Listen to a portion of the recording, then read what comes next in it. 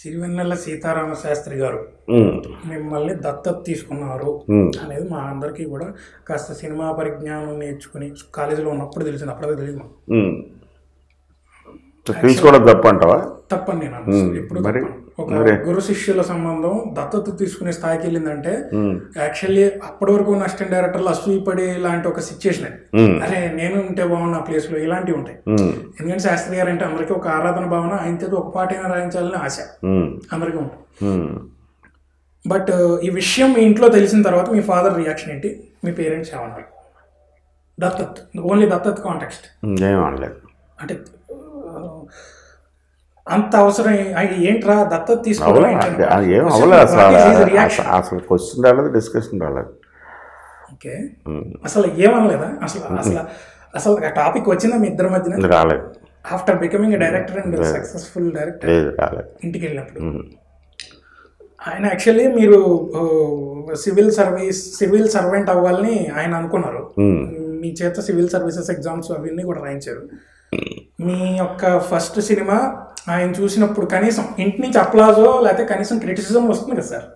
వాళ్ళందరూ happy feel అయ్యారు నిజంగా. అంటే మీకు డైరెక్టర్ అవడం ఇష్టం లేదు కదా? ఆయన అవలేదు, బట్ అయినా సరే వచ్చి సాధించాం కాబట్టి ఆయన హ్యాపీ ఫీల్ అయ్యారు. నైస్ అన్నాడు. ఇప్పుడు ఆయన ఇష్టం లేదంటే ఎందుకు ఇష్టం ఉండదు?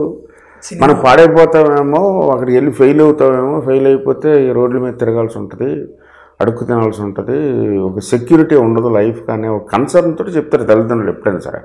అంతేగాని ఆయనకి సినిమా ఇష్టం లేదు మనం అందుకని నా కొడుకు అలా కాదు. అది ఒక కన్సర్న్, మంచి జీవితం, బాగా చదువుకున్నావు కదా, మంచి జాబ్ వెళ్ళొచ్చు కదా అనేది ఆ కన్సర్న్తో చెప్పారు కాబట్టి అది మనం పట్టించుకోలేదు కాబట్టి మనం ఇలాగా అయ్యాం. అదేంటి సార్ మీరు మంచి స్థానంలో ఉన్నారు కాదు, అది వేరే ఆస్పెక్ట్. మంచి స్థానం ఉండటం అనేది అదృష్టం. అవ్వకపోయింటే నాతో పాటు అదే రోజు నేను చెన్నై వెళ్ళిన రోజు కనీసం 500 మంది వచ్చి ఉంటారు ఫిల్మ్ ఇండస్ట్రీ. అందరూ అవ్వలేరు కదా. ఇక్కడ అదృష్టం అనేది మేజర్ ప్లేస్.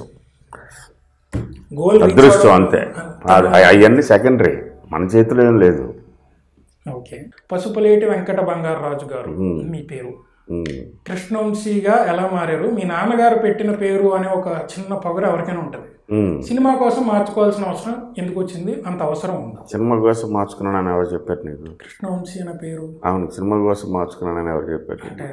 నేను ఎప్పుడో డిగ్రీ, అదే తప్పు కదా. అలాగే నీ అంతా నువ్వు ఏదో ఒకటి ఎజ్యూమ్ చేసుకోవడం తప్పు కదా.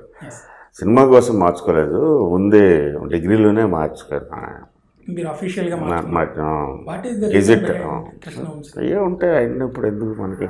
అదే ఇంట్రెస్టింగ్ సార్. 30-40 ఏళ్ళ క్రితం కూడా అనవసరం. ఇప్పుడు నచ్చలేదు, మార్చుకున్నాను అంతే. ఓకే, పసుపులేటి వెంకట బంగారరాజు అనే పేరు కన్నా ఇంకా బెటర్ పేరు కోసం మార్చుకున్నాను. అది వంశీకృష్ణ అని పెట్టుకున్నా. ఓకే, అది రాము గారు గులాబీ చేస్తున్నప్పుడు మా కృష్ణవంశీ అన్నాం, వంశీకృష్ణ ఫ్లాట్గా ఉందన్నప్పుడు సరే ఓకే సార్.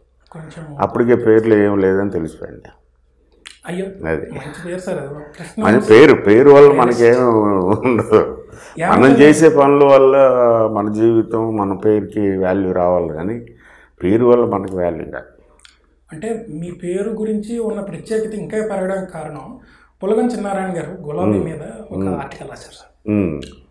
అప్పుడు నీలి ఆకాశంలో ఎగిరిన గాలిపటం, దాని మీద కృష్ణవంశీ అనే సంతకం. భలే అనిపించింది అసలు. సో స్వీట్ ఆఫ్ పొలగం మంచి రైటర్. అసలు నేమ్ ఆయన పాత సినిమాల గురించి రాశాడు కొన్ని 2 వాల్యూమ్స్ 3 వాల్యూమ్స్. చాలా బాగా చేశాడు, చాలా బాగా చేశాడు. ఆనాటి ముచ్చట్ల ఏదో అలాగ ఉంటుంది. అలాగే సినిమా వెనక స్టోరీలు. అవును, అన్నీ చాలా బాగా డాక్యుమెంట్ చేశాడు. హిస్టరీ కింద ఉంటుంది.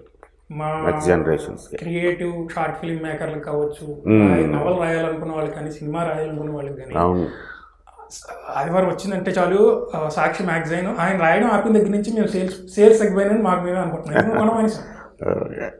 బట్ ఎస్, ఆయన అలా చేయడం వల్ల మీ పేరులో ఉన్న ఒక క్వాలిటీ ఇంకా బాగా, ఇంకా ఐకానిక్ ఇది వచ్చింది ఆ యొక్క సెంటెన్స్ వల్ల. Thank you.